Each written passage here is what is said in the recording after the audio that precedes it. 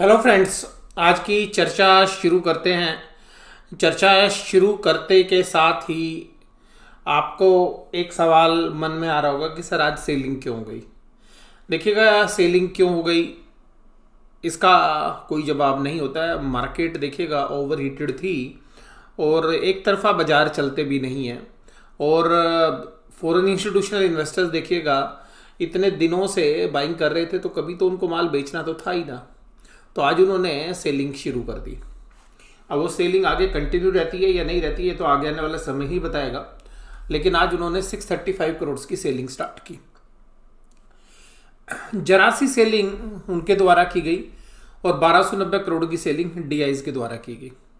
दोनों की सेलिंग देखने के बाद जो है रिटेल इन्वेस्टर्स जो है असमंजस में पड़ गया कि अगर ये सेलिंग आगे बढ़ती है तो उनके पोर्टफोलियो का क्या होगा। देखिएगा, रिटेल इन्वेस्टर्स का जो डर है वो स्वाभाविक है, क्योंकि जो बड़े फॉरेन इंस्टीट्यूशनल इन्वेस्टर्स हैं ये अपनी पोजीशन जनरली हेज रखते हैं, तो ये सेलिंग भी करते हैं और बाइंग भी करते हैं विद मिनिमम जो है लॉसेज जो है इनको होते हैं अगर इनके एडवर्स भी सिचुएशंस जाती है तो यहाँ पर वैल्यूएशन स्ट्रेच थे। और मुझे ऐसा लगता है कि ये जो सारा मामला गड़बड़ाया है इसके पीछे एक ही मुख्य कारण है, वो है बैंकिंग स्टॉक्स। बैंकिंग स्टॉक्स के अंदर एक बात जो मैं आपके साथ चर्चा करता रहा हूँ वो आज भी जो है पूरा का पूरा जो है एक्सचेंज के माध्यम से जो ट्रेड हो रहे थे उनमें पता चला कि बैंकिंग स्टॉक्स के अंदर ही वीकनेस थी। असेट्स क्वालिटी के जो कंसर्न्स हैं वो बने हुए हैं, जैसे मैं आपसे पीछे भी चर्चा करता रहा हूँ। और कल बंधन बैंक ने जिस तरीके के प्रोविजंस बनाए उसने बताया कि किस तरीके के एसेट्स क्वालिटी के जो रिस्क है वो भी हैं। इवन मैंने बजाज फाइनेंस के मामले में भी आपको बताया था किस तरीके से इतना बड़ा अमाउंट जो उन्होंने राइट ऑफ किया। इस तरीके की जो पोजीशंस हैं वो जनरली सरकारी बैंकों में तो देखने के लिए मिलती थी, लेकिन प्राइवेट सेक्टर के लेंडर्स कभी इस तरीके के राइट ऑफ करते हुए देखे नहीं गए। इतने बड़े अमाउंट उन्होंने कभी लॉस के जो है राइट ऑफ नहीं किए, जिसकी वजह से आप देखिएगा यहाँ पर कि बड़े प्लेयर्स जो हैं, स्मार्ट जो प्लेयर्स हैं, उन्होंने आज जो है सुबह उठते के साथ ही माल ऑफलोड कर दिया। यानी कि वो इंतजार कर रहे थे कि किस तरीके से जो है एसेट्स क्वालिटी के बारे में पता चले। तो बंधन बैंक की एसेट्स क्वालिटी खराब होती हुई नजर आई, साउथ इंडियन बैंक के खराब रिजल्ट्स आए। इस तरीके से मार्केट के बारे में एक सिनेरियो जो है उनके पास तैयार हो गया। तो अभी जो एक्सिस बैंक है, आईसीआईसी बैंक है, उनमें अच्छी सेलिंग थी आज। बंधन बैंक तो था ही शिकार, और कल बंधन बैंक देखिए कि ऊपर 3-4% की तेजी को खोते हुए 5% कल माइनस हो गया, तो आज करीबन इतना ही आज भी जो है गिरावट के साथ ही बंद हुआ। आज बाजार सुबह खुलते के साथ ही जो है मार्केट नेगेटिव थी, लेकिन जैसा अक्सर होता है कि बाजार अभी अगर हम पिछले एक महीने में देखें तो बाजार खुलते तो बेशक से नीचे थे, लेकिन फिर ऊपर एक जबरदस्त पुल बैक आता था और मार्केट हमेशा ग्रीन में ही जो है खड़ी रहती थी। तो और बाय ऑन डिप्स जो है वो स्ट्रेटेजी चल रही थी और जनरली हमेशा जो है बुल्स ही कंट्रोल करते रहे बाजार में। लेकिन बहुत ही कम दिन ऐसे होते हैं कि जब बियर्स कंट्रोल करते हैं, तो उनमें से एक दिन आज का था और बाजार बस कुछ ही देर के लिए जो है पॉजिटिव रहा। सुबह 1-1.5 घंटे तो जो है इस जद्दोजहद में रहा कि ऊपर नीचे नीचे ऊपर नीचे, थोड़ी देर प्लस थोड़ी देर माइनस। लेकिन देखिएगा बैंकिंग स्टॉक्स के अंदर वीकनेस थी और बैंकिंग स्टॉक्स ने बढ़ने नहीं दिया इनको। और यहाँ पर बुल्स ने जो है कंट्रोल लिया। बजाज ऑटो के अच्छे नंबर से बजाज ऑटो 10-11% ऊपर चल रहा था। हीरो मोटोकॉर्प में भी अच्छी तेजी थी, आइसर मोटर में भी अच्छी तेजी थी। हालांकि शाम तक भी जो है ये पॉजिटिव बंद हुए, लेकिन वो जो तेजी थी हीरो मोटोकॉर्प की और आइसर मोटर की वो थोड़ी सी जो है नदारत हो गई। इस सबके बीच में अभी बाजार का जो आउटलुक है वो भी जो है मैं ये तो नहीं कहूँगा कि एक दिन की सेलिंग से कोई ज़्यादा फर्क पड़ता है, लेकिन कल जिस तरीके से ऊपरी लेवल पे बैंकिंग में स्टॉक्स में जो है सेलिंग आई और आज फिर दोबारा से सेलिंग हो गई और 1000 पॉइंट की जो है गिरावट बैंक निफ्टी के अंदर देखने के लिए मिली। तो इन सब के बीच में जो है बैंकिंग स्टॉक्स पे जो प्रेशर है वो मुझे भी लगता है कि आगे कंटिन्यू कर सकता है।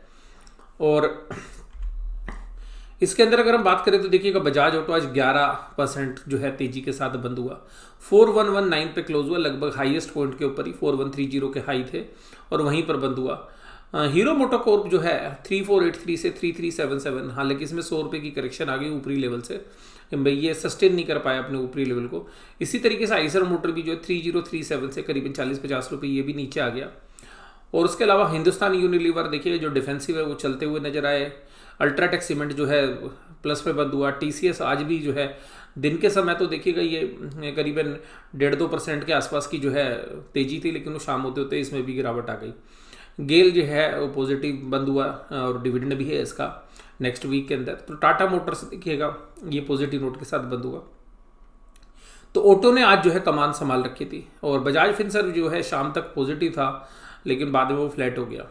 और इसके बाद अगर गिरने वालों की बात करें तो देखिएगा आपको लीडरशिप मिल रही है एक्सिस बैंक से 4.5% की गिरावट एक्सिस बैंक में, एशियन पेंट्स 4% की गिरावट, इंडिगो पेंट्स के चक्कर में देखिएगा हमें लग रहा था कि इसमें वैल्यूएशंस बनेगी।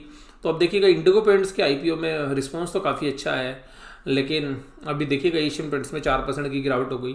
जेएसडब्ल्यू स्टील जो है 3.97, आईसीआईसी बैंक 3.75। बहुत सारे लोगों को ऐसा लगता होगा कि सर आपने जो है इंडिगो पेंट्स के आईपीओ के अंदर जो है वैल्यूएशन स्ट्रेच बताई लेकिन फिर भी बहुत अच्छी सब्सक्रिप्शन हुई। देखिएगा ऐसा तो होता है, इस बात से मैं मना नहीं करूँगा। आगे तो बाजार के अंदर क्या होता है, बाद में वो अपने पीयर्स के साथ ही ट्रेड होते हैं।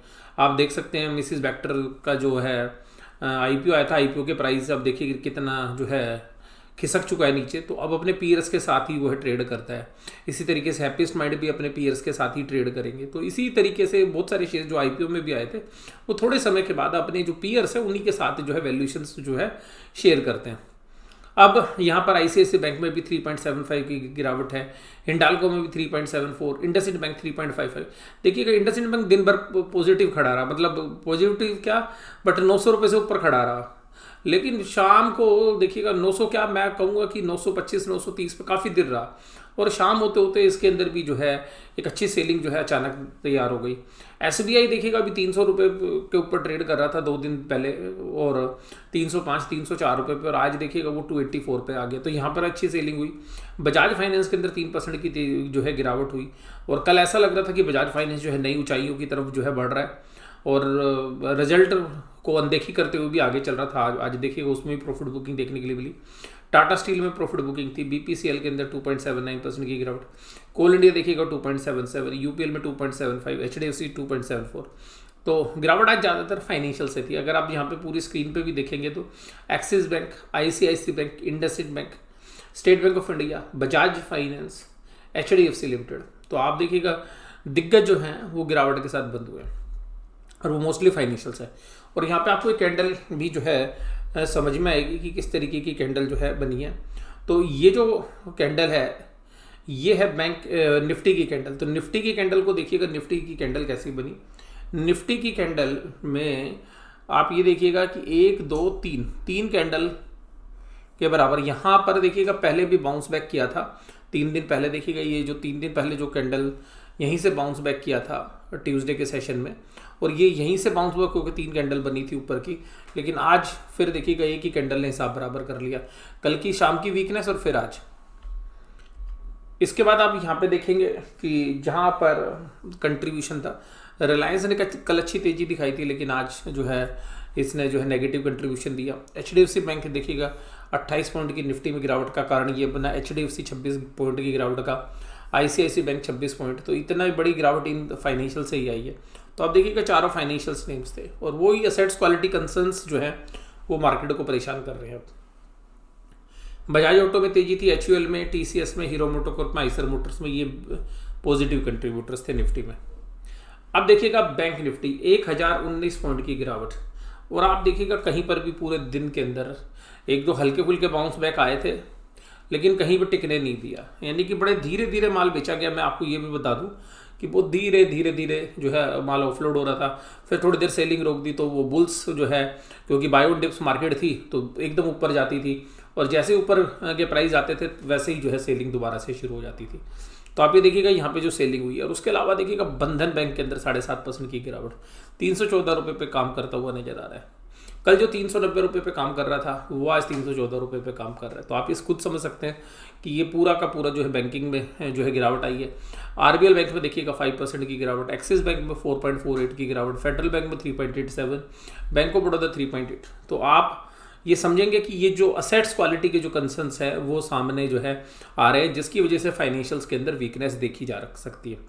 और ये जो बैड लोन्स होंगे उसकी वजह से जो कैपिटल एडुकेसी बैंकों ने पहले ही जो है मेंटेन कर ली थी अपनी, अब हो सकता है कि दोबारा से अगर इस तरीके के असेट्स क्वालिटी के रिस्क आएंगे तो बैंकों को अब दोबारा से एक और नई फर्दर अपनी कैपिटल एडुकेसी के लिए जो है नई कैपिटल का इंतजाम करना पड़ सकता है। ये भी जो है एक रिस्क जो है मुझे लगता है कि पार्टिसिपेंट्स के मन में है। इसके अलावा देखिएगा निफ्टी बैंक को ज़्यादा गौर से देखिएगा। आप देखिएगा कौन सी कैंडल थी, ये कैंडल थी, इस कैंडल के आसपास जो है क्लोजिंग दी है, ये देखिएगा। इसके बाद कितने दिन की कैंडल्स एक ही कैंडल खा गई, मतलब आप ये देखिएगा कितने दिनों की तेजी एक ही कैंडल में गई। 1 2 3 4 5 6 7 8 9 10 11, यानी कि 10 दिन की तेजी एक ही दिन में बराबर की गई है।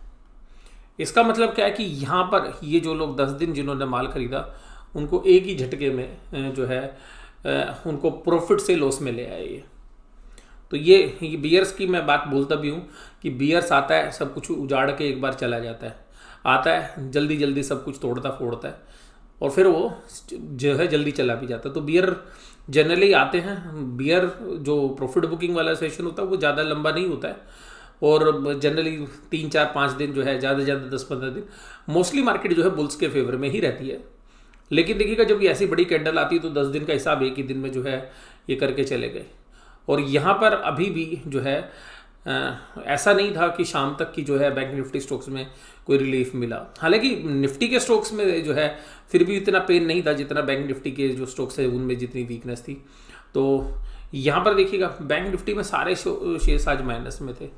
262 points HDFC bank, ICICI bank 200 points, SBI 150, axis bank 150, Kotak Mahindra 90 points. तो यहाँ सभी से जो है गिरावट थी।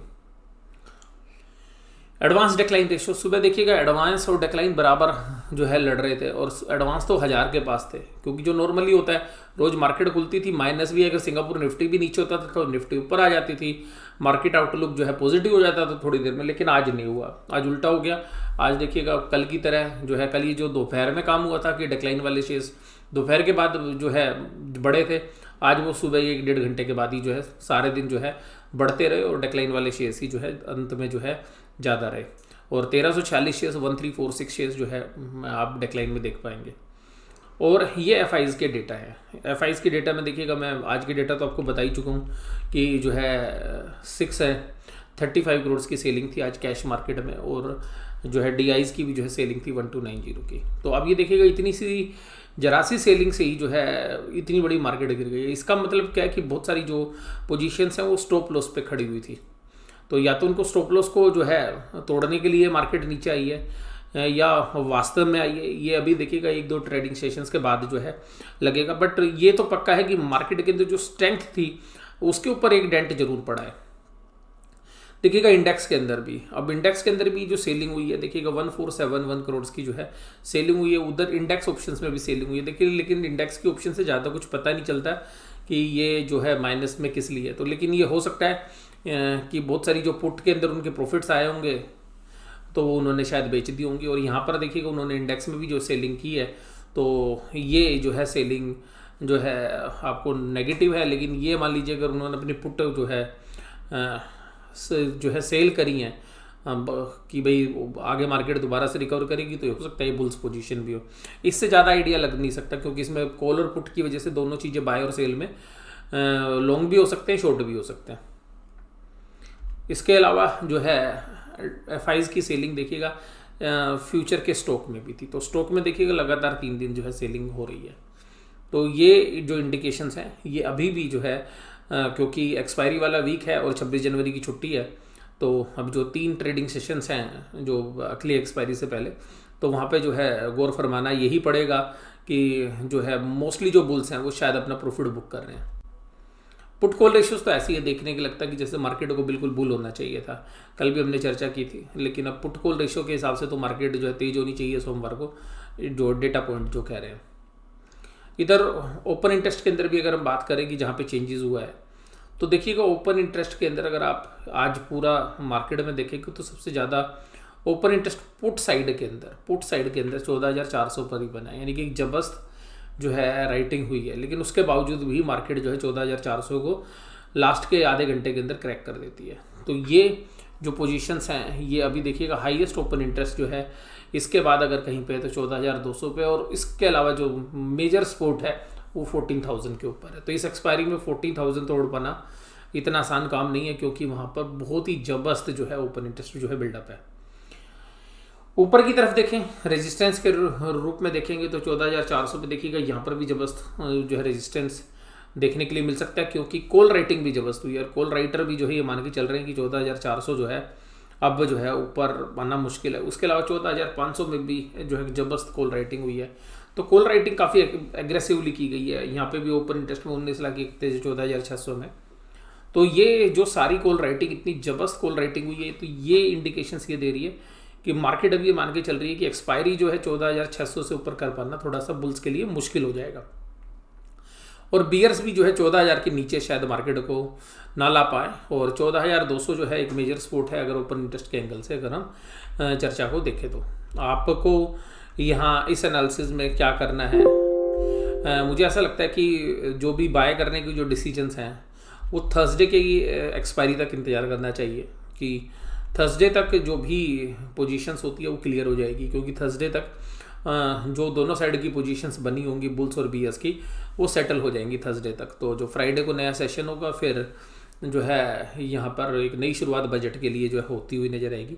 हालांकि मीडिया ने तो देखिएगा प्री बजट रैली की बात की थी, और जिस दिन से प्री बजट रैली की बात की है वहाँ से हालांकि मार्केट चली भी है, लेकिन उस पेस में नहीं चल रही जैसी पहले चल रही थी, बल्कि अब जो है प्रॉफिट बुकिंग जो है थोड़ी सी जो है एग्रेसिव होने लगी है, जो कि बीच में थोड़ी बहुत मामूली सी आती थी, अगले दिन फिर मार्केट ठीक हो जाती थी। तो जनरली 2 दिन की करेक्शन ही अभी तक चल रही थी, 1.5 दिन की। तो अब देखते हैं सोमवार को क्या रहता है। तो सोमवार को जो सुबह का 1 या 2 घंटे हैं, अगर वहाँ पर जो है बीएस का जो है कंट्रोल रहा तो जनरली 2 घंटे के बाद बुल्स कंट्रोल ले लेते हैं। और जैसे ही मैंने आज बोला था कि अगर बीयर्स शुरू किए कि 1.5 घंटे अगर कंट्रोल कर पाए तो फिर पूरे दिन देखिएगा धूल चटा देंगे। तो आज ऐसा ही हुआ, जो मैंने कल आपको एनालिसिस में भी बात जो की थी कि, और फाइनेंशियल्स को भी मैंने बोला था कि जो है नीचे गिरा सकते, और बंधन बैंक की जो असेट्स क्वालिटी की कंसर्न्स हैं वही आज मार्केट के अंदर आपको देखने के लिए मिले। चर्चा जो है यहीं पर समाप्त करते हैं। वीडियो देखने के लिए धन्यवाद। Thank you very much.